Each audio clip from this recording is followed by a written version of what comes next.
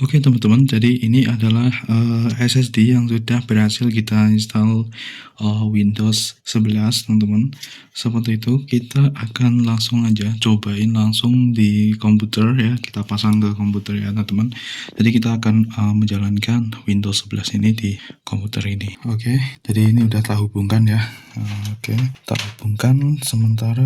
Oke, di sini kita masukkan sini. Alright, nah sudah teman-teman, jadi sudah kita masukkan ke situ, tinggal kita sekarang nyalakan komputernya bro. Oke.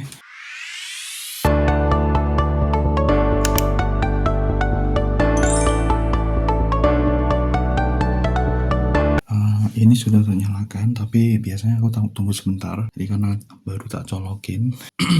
Jadi kita perlu masuk ke BIOS ya teman-teman ya. Jadi kita nyalakan dulu keyboardnya. Alright.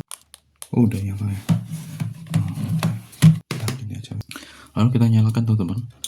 Nah itu ya, kita nyalakan, langsung kita masuk ke BIOS ya. F2. Oke, F1 ya, karena ini baru ya teman-teman ya, karena tadi kan baru tak copot untuk hard disk yang lain gitu ya. F1, oke, langsung. Dan kalau kalian lihat di sini, ini untuk sistem operasinya itu hanya ada di SSD kita tadi teman-teman, yang kita sudah upgrade ya dari Windows 10. Jadi kita pakai komputer lain ya, dari komputer pinjem ya, terus di sini kan udah diupdate. Nah, lalu kita pakai di sini nih. Jadi kita bisa menjalankan Windows 11 ya di komputer ini, bro. Dan kalian lihat di sini, ini sudah terdeteksi ya, teman-teman ya, UEFI. Dan setelah itu di sini sebenarnya kita bisa cek dulu. Oke, kita bisa cek di bagian fansnya, bagian boot ya. Nah, ini aku pakai ini, teman-teman. Pakai ini, terus di sini kita ke bawah ya, ke paling bawah. Dan kalau kalian lihat di sini, ini terdapat boot option 1 nih. Nah, option 1. Dan di sini tuh untuk CSM compatibility support modulnya ini dalam kondisi di enable teman-teman. Itu dia ketika kita aktifkan, kita enable, maka kalau misalnya semisal ya di komputer kita itu kita masukkan SSD yang dia ada sistem operasi dengan gaya partisinya itu ada MBR ya teman-teman, seperti itu, ini kebaca. Nah tetapi kalau misalnya CSM compatibility support modulnya ini dimatikan, itu biasanya tidak terdeteksi ya. Jadi itu akan ngedetek yang UEFI aja. Seperti itu teman-teman. Oke, dan di sini untuk secure boot ini enable ya teman-teman ya. Jadi di sini sudah, ini yang Windows UEFI. Oke, tadi yang GPT just like that. Ini sudah ya teman-teman. Jadi karena cuma ada satu doang, jadi kita sebenarnya tidak perlu konfigurasi lebih lanjut ya, seperti itu. Dan sudah, kita akan langsung buktikan pada kalian. Ini dengan komputer yang ini komputer lama ya. Ini kalau misalnya kalian lihat di pembahasanku sebelumnya. Oke, sebenarnya aku udah ini ya teman-teman ya. Jadi tadi itu aku udah pede teman-teman, ketika aku tadi kan bilang kalau ketika kita itu aktifkan CSM ya, kita aktifkan CSM itu bisa, ternyata enggak teman-teman. Jadi itu jadi malah milih boot ya teman-teman. Jadi kayak muncul boot proper gitu ya teman-teman ya. Jadi gitu. Dan akhirnya kita matikan dulu teman-teman. Kita matikan terus kita langsung F2 lagi gitu ya, F2, dan langsung kita matikan CSM-nya. Jadi CSM-nya kita disable teman-teman, dan kita restart lagi. Setelah itu kita F2 lagi, langsung kita pilih bootnya, kita pastikan ya, walaupun di sini satu-satu sebenarnya bisa langsung ya teman-teman. Nah di sini ini contohnya yang sudah teman-teman. Ketika kita sudah berhasil tadi kita matikan CSM-nya, yang penting itu dia bisa langsung aktif nih kayak gini. Kalian bisa lihat kita bisa menjalankan Windows 11 nih. Kalian lihat nih, ini Windows 11 di PC lama ya teman-teman ya. Sebentar, kita login dulu.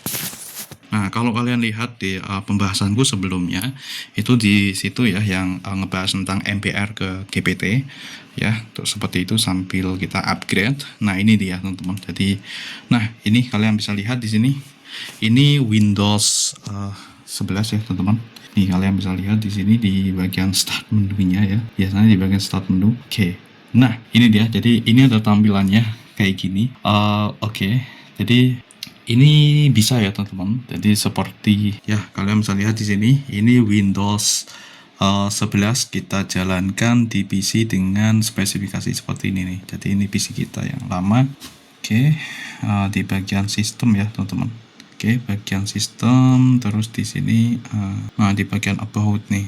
Nah di sini kalian bisa lihat, ini storage-nya ini hanya satu yang colok ya. Jadi soalnya yang harddisknya tak copotin, gitu teman-teman. Dan untuk install RAM-nya 8, dan ini kalian lihat, ini adalah prosesor Intel generasi ketiga teman-teman. Ya, generasi ketiga ya dengan 3220 ya teman-teman. Ini serinya gitu ya teman-teman. Seperti itu.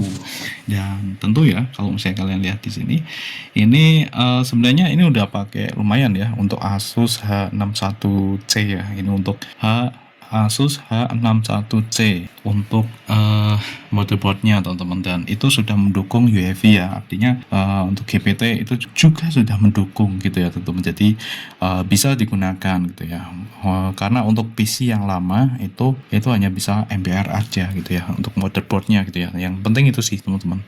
Nah tetapi di sini saya sudah membuktikan bahwa PC dengan prosesor seperti ini yang dia itu tidak ada TPM ya teman-teman ya, tidak ada TPM-nya, tidak ada tapi cuman ada secure boot ya, secure bootnya ada teman-teman. Nah itu dia, sehingga kita bisa menjalankan ini, cuman TPM nggak ada ya teman-teman. Nah untuk yang CPU lama gitu, yang kayak gitu. Tapi ini kalau misalnya kita Windows 10 di sini teman-teman, ini tidak bakal lolos teman-teman, tidak bakal lolos untuk kita bisa mendapatkan update Windows 11 gitu ya teman-teman. Makanya di situ kita pakai trik yang itu tadi ya teman-teman ya, kita pinjam dulu komputer gitu ya, pinjam komputer untuk kita upgrade gitu ya, agar sampai kita dapat upgrade Windows 11. Setelah itu kita kembali lagi di sini gitu ya, seperti itu bro. Apakah Windows 11 bisa dijalankan di komputer lama ya, komputer Intel generasi lama? Jawabnya adalah bisa, tetapi dengan trik tertentu, dan tentu saja di sini untuk masalah performa ini menyesuaikan ya teman-teman. Jadi kalau misalnya PC kalian itu yang penting kan itu bagian RAM-nya pun juga paling enggak RAM 8GB ya teman-teman ya, RAM 8GB.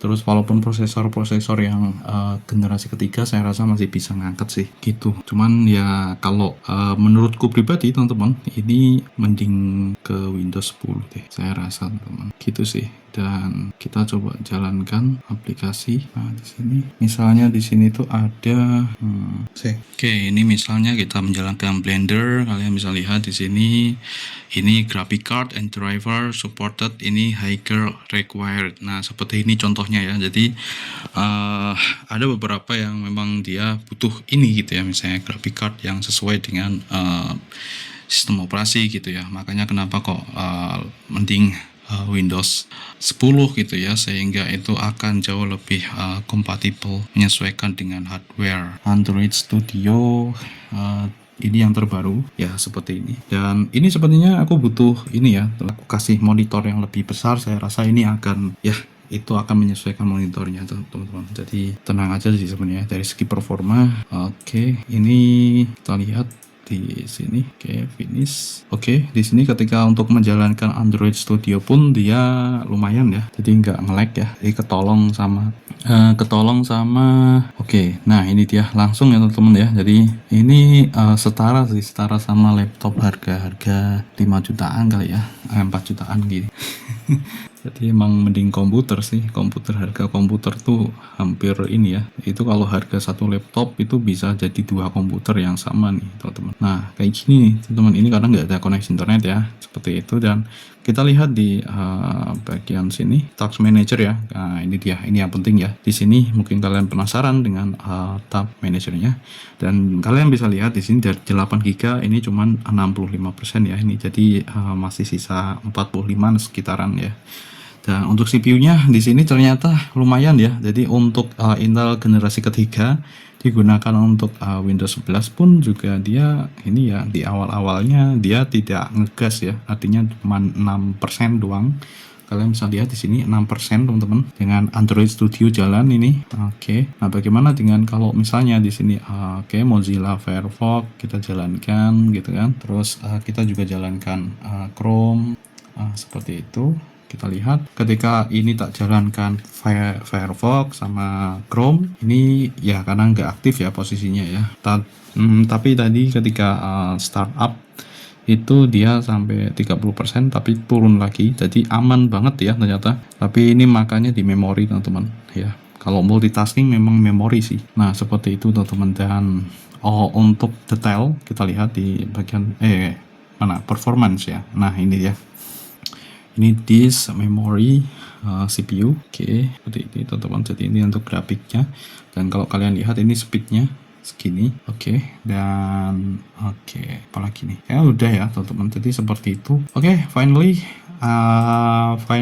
di sini bisa ya teman-teman ya. Jadi kayak gitu. Yang jelas di sini Windows 11 dijalankan di PC yang jadul kayak gitu bisa ya. Kesimpulannya bisa, tetapi dengan trik itu tadi teman-teman. Dan trik itu tanpa nginstal, kita perlu nginstal script dari pihak ketiga ataupun kita otak-atik registry misalnya kayak gitu ya, enggak teman-teman. Jadi tinggal itu tadi ya teman-teman ya. Kita udah jelaskan di pembahasan yang sebelumnya di channel ini bro. Enough.